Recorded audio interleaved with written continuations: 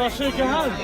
No. Did you ask that? No, in our religion we don't shake hands with women. So, because we don't want to. Because our Prophet said. Because our Prophet said. That's enough. That's enough for us. That's enough. That's enough. If he said it, he said it. That's enough. Don't care. That's it. Yes. So when you know a woman sticks out her hand, some people are comfortable with shaking her hand and they'll quote a fatwa or something and whatever. I'm personally not comfortable shaking hands with women. I'm not giving you a fatwa. I'm just saying I'm personally not comfortable. And I'll just say, you know, we have this thing in our family where we only touch women within our family, and we have too much respect for women outside. We don't have the privilege to be able to touch them. It's a thing. It's a Muslim thing. You know, so instead of turning it into something like, ew, you kafir, I can't touch you, I turn it into, listen, just out of respect for women, unless they're in our family, we don't have the right to touch them. I hope you can respect that. And they do. We just got to find a smart way of saying things. I would like to say, first of all, that this is probably the hardest mitzvah, well, it's not really a mitzvah, but the hardest concept of Judaism for most people to either grapple with or take on. For those of you that don't know, Shomer Negiah usually refers to the fact that Jews, Orthodox Jews, don't touch anyone of the opposite sex except for either their husband or sometimes immediate family members. But that includes usually handshaking, hugging, any sort of affectionate touch. So this is obviously in many societies considered very weird, and is definitely something that, you know, gets a lot of shock when it's first heard about.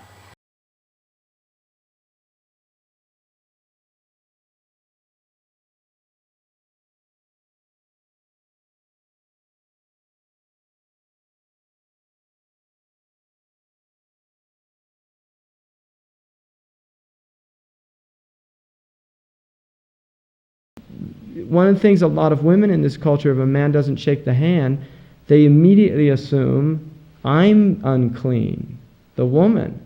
Whereas a Muslim woman can't shake a male's hand. It's, you know, it's the same way, but the interpretation is always seen from that perspective. And this is part of the problem in our behavior as Muslims and in our articulation of our teaching, right? Is that there are gross misconceptions, not only outside of the Islamic community, but inside the Islamic community as well. And that's where a lot of the source of the problem is, that there is jahiliyyah.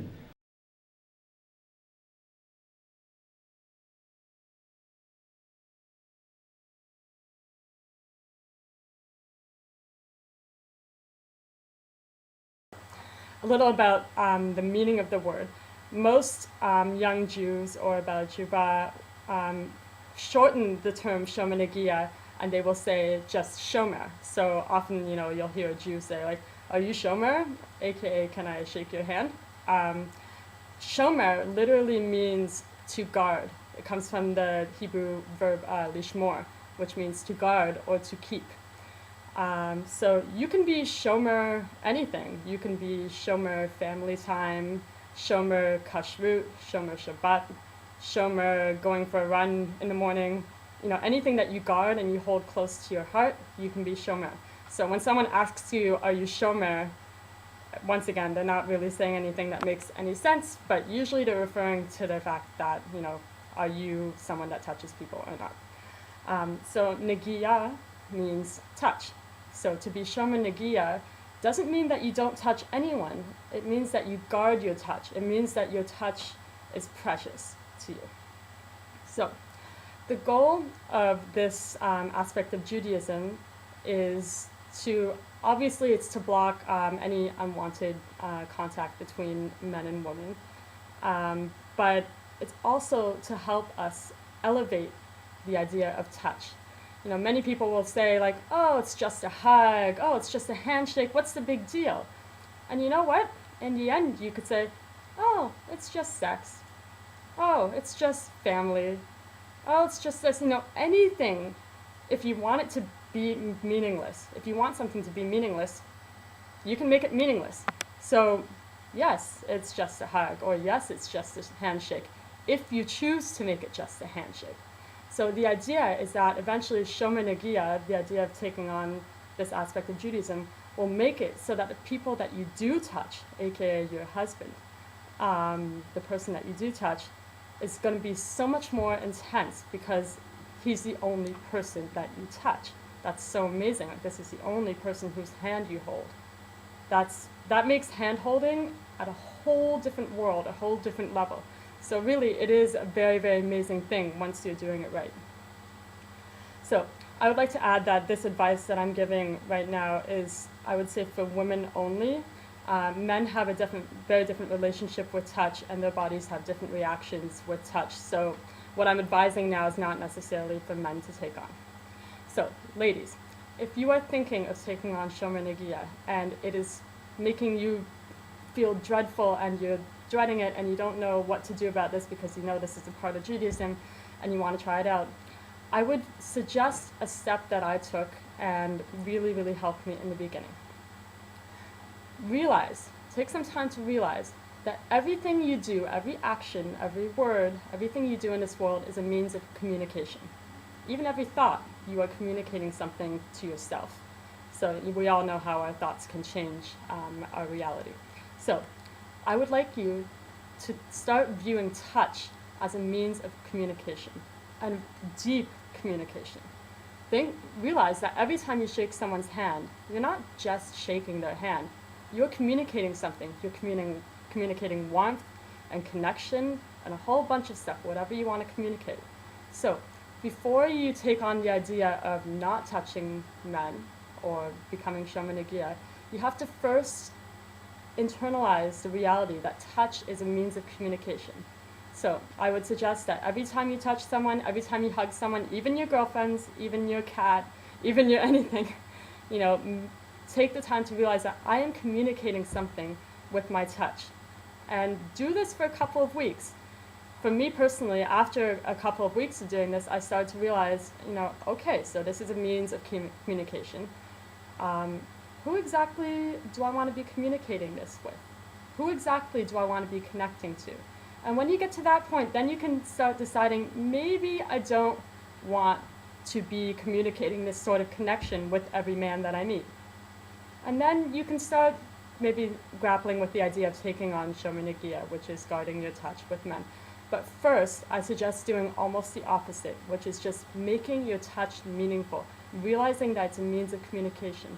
We live in a society where, if you want something not to matter, it cannot matter. So, but who wants to live like that? I certainly don't. I want my life to matter, and I want my actions to matter. So take the time to realize that touching people and hugging people, shaking hands, these are all means of communication, and really internalize that reality. And then, maybe then, you can think about taking on Shomer Negiah.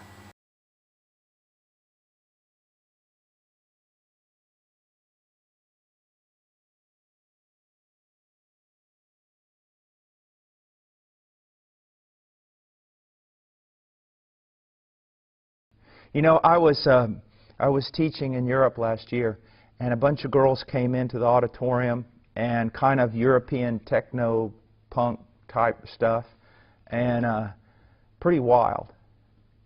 And I tell you, my heart went out for them because you could tell immediately they didn't have a father. And it was a lot of them there. So I asked them this question. I said, girls, how many of you have seen BBC's version of Pride and Prejudice, or even Pride and Prejudice with Keira Knightley? And most of them raised their hand. And I said, after you saw the movie, or while you were viewing the movie, did it just make you feel sad, in a way? A melancholy, maybe, that you couldn't understand? Most of them said yes. And I said, let me suggest to you what was the reason for the melancholy. Is that you live in a culture that has killed beauty. It's killed dignity. It's killed innocence.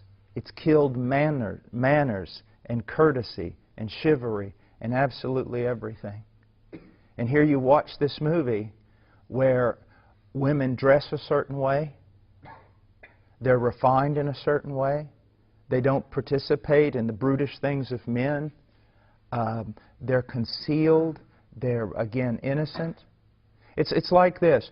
I say, young girls, can you imagine a movie where a girl is sitting there and all of a sudden a guy reaches for a book, and while he reaches for the book, she reaches for the book, and he happens just to touch her hand lightly while he's reaching for the book, and it literally takes her breath away. See, we can't experience that anymore, can we? Because we're so just immoral and gross. The touching of a hand can't cause your heart to beat faster. It can't take your breath away because of the culture in which you live, the death of beauty. It's your job to restore that. Another study that also looked at evangelicals found that 80% of the youth identified themselves as individuals who are engaging in premarital sex.